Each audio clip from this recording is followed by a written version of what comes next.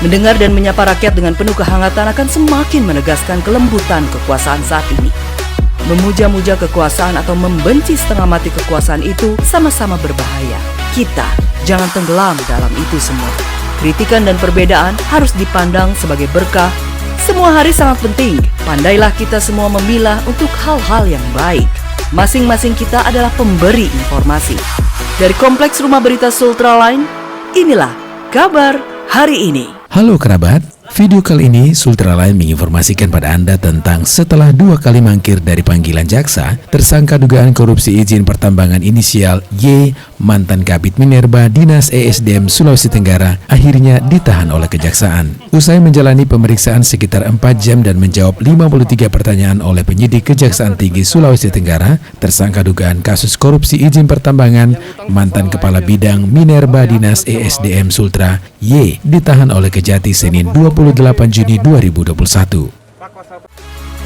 Kerabat Sultraline, subscribe channel ini, jangan lupa nyalakan loncengnya, like dan komen, saksikan terus video-video terbaru tiap harinya untuk Anda.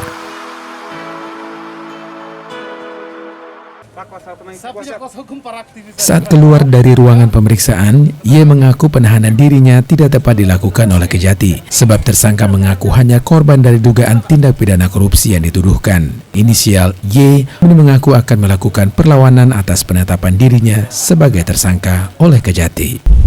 Sudah diperiksa, ya. Terus Pak, yang utang perusahaan lain yang dituduh kita. Oke ya, nanti sama lawan.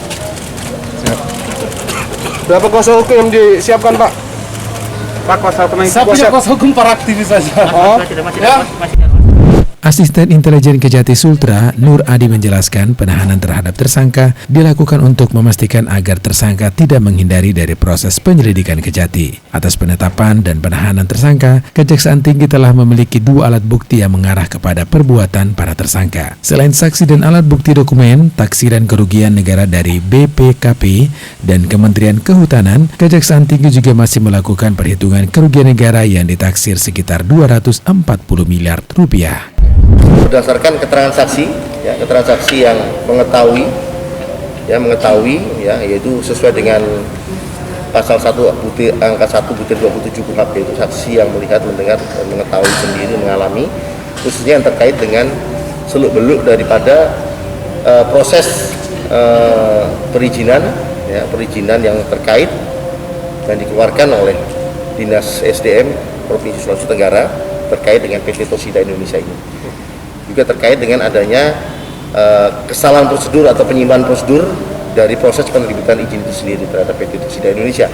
Nah, selain alat bukti keterangan saksi, juga alat bukti berupa surat-surat, ya, alat bukti berupa surat-surat yang berkaitan dan juga dokumen-dokumen yang nanti akan dijadikan juga sebagai barang bukti fisik atau physical evidence.